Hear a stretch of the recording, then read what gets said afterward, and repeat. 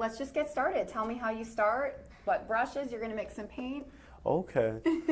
So for the artwork that I think would be good to work on is just clouds at the present moment.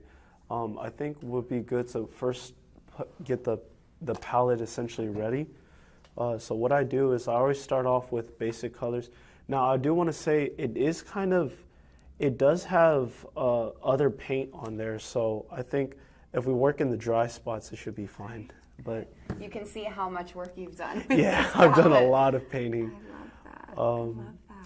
So the basic colors that I use is Viridian, magenta, and cadmium yellow. With those colors, I can basically make any color, I would say, out of the rainbow. Wow. Just with those three? Yeah, and the reason why I say these specific colors is because these, I believe they're the same colors that a printer would use. So it just makes it easier to actually create a broader range of. Wow, you're right. That when you're buying the printer ink, yeah, that does sound. Is that like cyan is one of them? Yeah, cyan. Yeah. Okay. See, I've changed printers before. Printer ink. Wow, that's so fascinating. Okay, cool. And when did you start doing this? How did you learn how to do this? Well, I started when I was relatively young. I started when I was somewhat. I think maybe 3rd or 4th grade. Wow. I've been painting ever since. It's been a real way of just helping me out.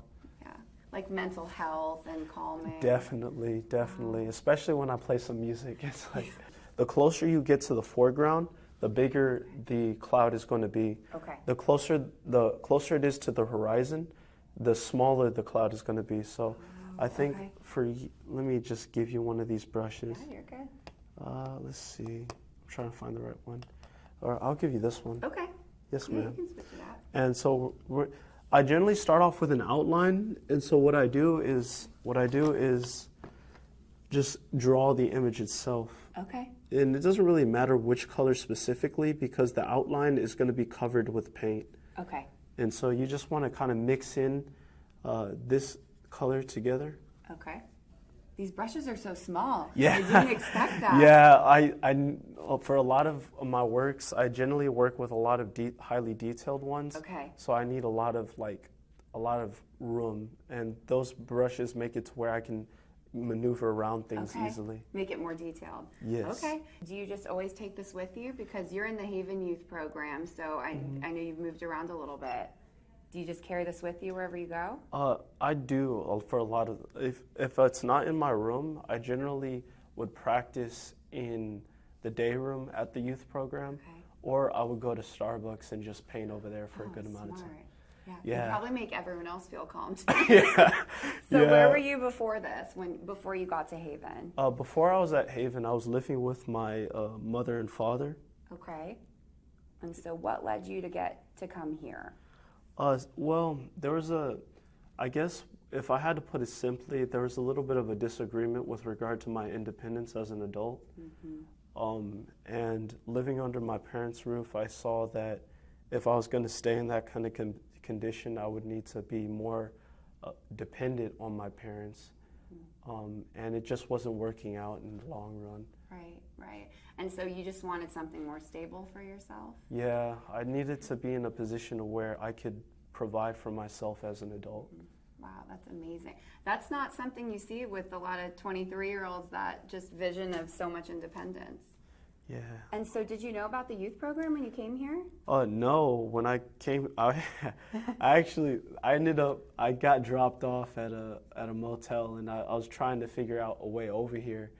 So then when you made it to the youth program here, what was your impression that there were all these services just for people your age? So when I made it to the youth program, I was really particularly happy because I was in a much better position than I was at Courtyard. I was able to actually do a lot more in terms of making progress towards my, I guess you can say, just development. Yeah. You have a lot of goals. I mean, you really know what you want to be doing. Thank you, ma'am. And so are you doing like housing? They're helping with housing. Is that one of your goals? That was a major goal of mine. That was a major goal of mine. Yeah, that's probably like number one, right? Yes, Especially when ma'am. you're driven, you've got a sense of direction. You just kind of want to move on and take those big steps. Yes, ma'am. Did you get some form of education before? Or are you working on that now? So I did have a good amount of education beforehand. Originally, I was studying art in college at Palo Alto College for a good amount of time. Okay. But after things kind of didn't work out with regard to COVID and stuff like that, I ended up having to jump from my grandma's house to my mom's house, and I just wasn't able to continue. And then on top of that, I had to do full-time work, so it was just not working out. Yeah. But I am excited because I do want to get back into the routine of going to school. Yeah, that's amazing, especially for art. That's so great. Thank you. Okay, so are you making multiple clouds? Yes. So is this the horizon? Yes. Okay. So the horizon is going to be the bottom of the Okay. page, and as you get closer to the bottom of the page, that's when the clouds start to get smaller and smaller. Okay, because that, like you said, they're going to be further away. Yes. Okay. Yes. Sorry. I got something right already. Yes, ma'am. Cool. Okay. Yeah, this feels very freeing. It's Because you can really just do what comes off the brush. yeah. I generally Feel as like restricting. yeah. So was the art that you're doing always this style, or does it kind of change with your talent kind of? I feel like art is really one of those things that it develops with you. It's like as you grow as you grow in life, essentially, like you're gonna develop a new understanding of what kind of artworks you like, and what kind of artworks are most impressive to you. Yeah.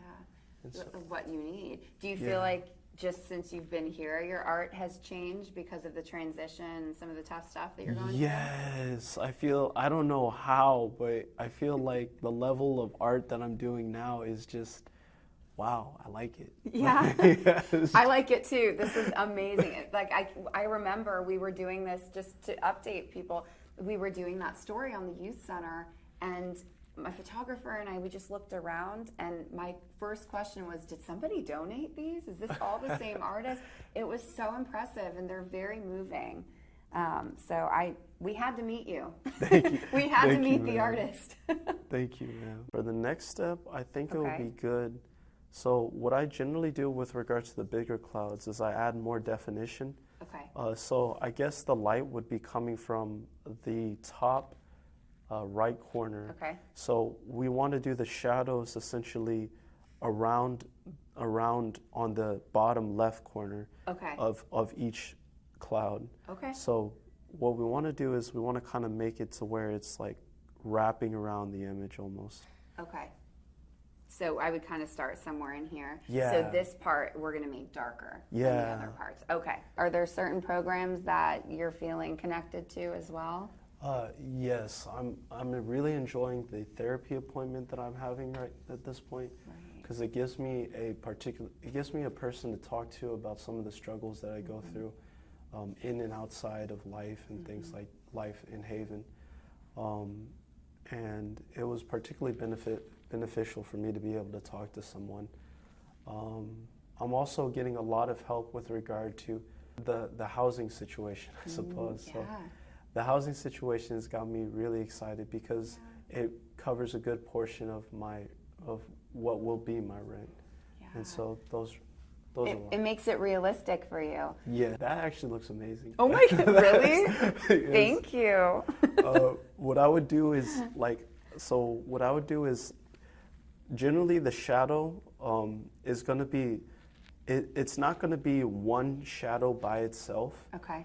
It's going to be broken up into sections. Okay. So what I would do after that point, I would add little, like I guess you can say almost dots. Like Okay. They're going to be kind of misshapen dots to Okay. show a little bit more texture on the clouds. Oh, okay. I got it. Yeah, we're going to need a little bit more of this. Okay, so it's not as purple. Yeah. I can And see you it. can see the blue. Wow. You can see the blue. Wow. That's so satisfying. I love mixing colors. It's a lot of fun. Oh my gosh. Real therapy is good, but this is a secondary therapy. Yes, ma'am. Why don't you tell us a little bit about the education part that you're getting now and ready to work? Are they getting you ready for careers? I'm very excited. Ready to Work has helped me in a lot of ways. Okay. It's basically covering my entire 2-year education. I'm trying to get an associate's in accounting technology. That way I can work as an accountant. And it's basically covers a good portion of the tuition bill. Wow. So you really can choose what you want to do. You don't have to downgrade your goals just because of cost or effort. No. Wow. Just makes it really easy for you. Yeah. Wow, that's great. And so how long have you been here now? I've been here since November of last year. Okay. And you can kind of just stay until you really got it together. Yeah. Okay. So when we talk about, I know that when we learned about the youth program, there's case management too, right? Yes, ma'am. Okay, so your case manager helps you with what? They're basically helping you time out your goals and get applications in for housing and stuff? Oh, they help with everything. Whatever you particularly need to get yourself in a position where you're housed, they will assist with. They just need to know your situation and the progress that you're making towards your goals. So do you feel like you're moving like as fast as you want to? I feel like I'm moving very fast. Okay, good. I feel like I'm moving like it's really whatever pace you want. Yeah, okay. I feel like a lot of the time what can help people the most with regard who are in this position, just deciding what it is that they would benefit them the most, okay, and just going after it. So how long is it taking you to get into housing? Like when did you start that process? Because we know that there's some long wait times. Yeah, it does take a good amount of time. I would say I started sometime in March, and right now all I'm really waiting for is the interview. Okay. And then you just wait for that meeting, right? Yeah, the meeting. And that will help me out. I went rogue on a color. Is that good? Yeah, that's fine. That's fine. Is that too bright, or should I put more white in there? You can like it? You can put a little bit more white in there, only because you don't want it to be like. Well, I also know that the contrast is a little bit deeper when it's darker. Okay. When it's darker compared to light. Okay. So I think one of the cool things about the youth program that we learned last week was you guys are all around the same age. You're going through something similar. Is that a huge part of this for you?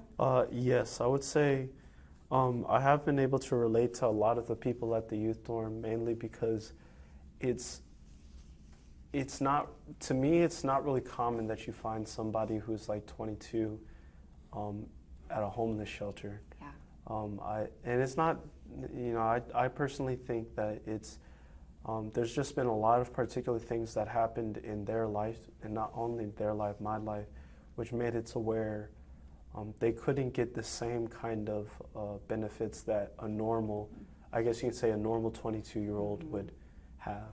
With that support. Yeah. With the lack of support system, it's really hard. Yeah. Do you find that, you're making connections that you might keep when you leave here? I would say so. I would say a good amount of the people I have met, I would actually like to be friends with for a good amount of time. Well, do you feel like it's made you more confident then when you're out in the world, having this basic support? Yes, definitely. That's Having something to rely on has definitely been able to help me out mentally and socially.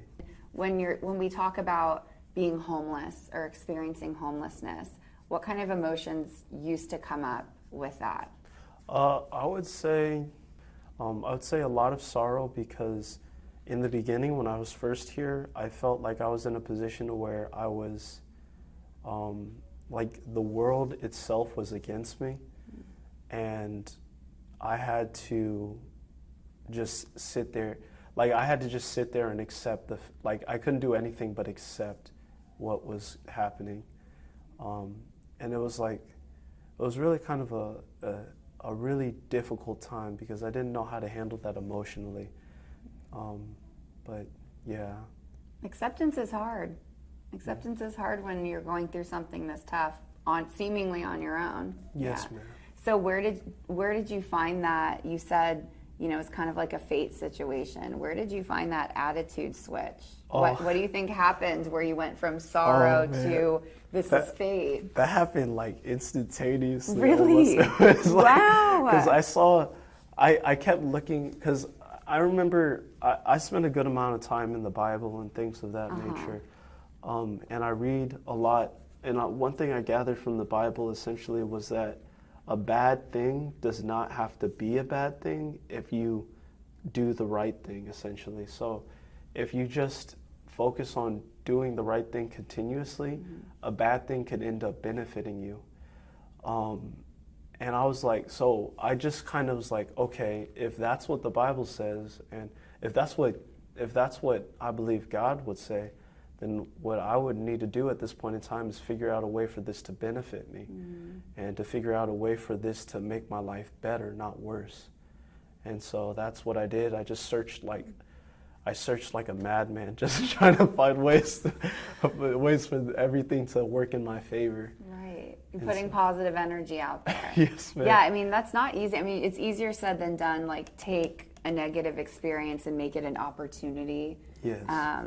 But that's not easy to do. So I mean, you could do accounting, but this will always be part of your life. This will be like my, I don't know, it's going to be like really important to me, like all throughout my life.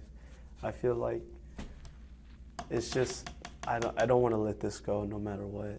Nor should you. This is really impressive. Really impressive.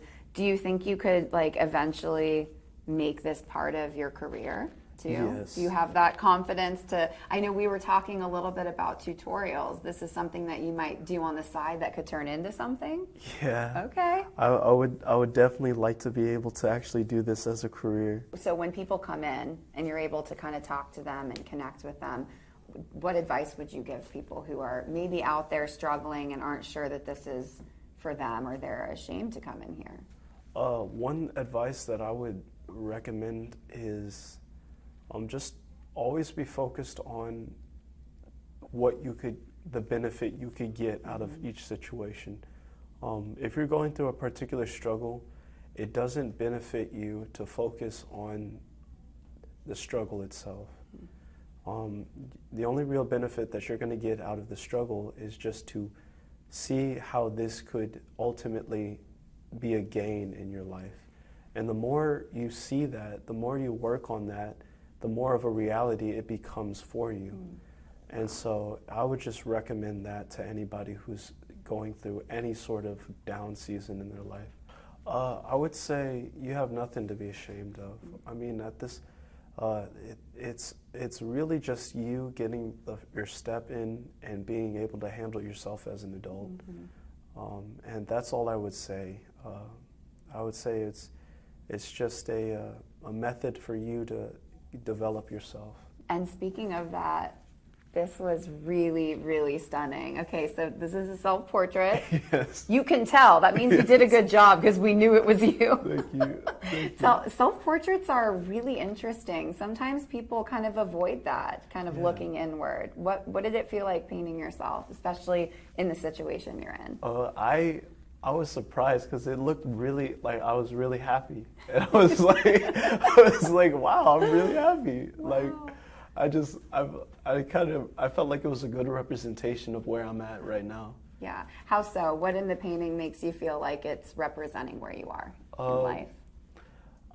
I suppose just the smile. It makes me makes me feel like I'm doing well. Yeah, I think you are doing well. Thank I'm you, very ma'am. impressed by you.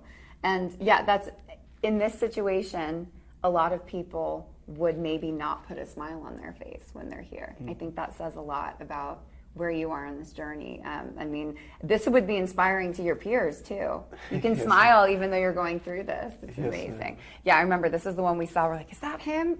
Bring him in here. Bring him in here. That's so good. I love it. All right. Okay. Yours came out amazing. Oh, thank you. I think it was really good. I'm so impressed. Wow. Thank you so much for this. This has just been getting to hear your story, but also learning this. This is something I'm going to take away. So thank Yes, you. ma'am. Do I get to keep this? Yes, ma'am. It's mine now. It is wet though. Yeah. Oh, I know. I won't touch it now. I didn't get any on my shirt. I'm so impressed.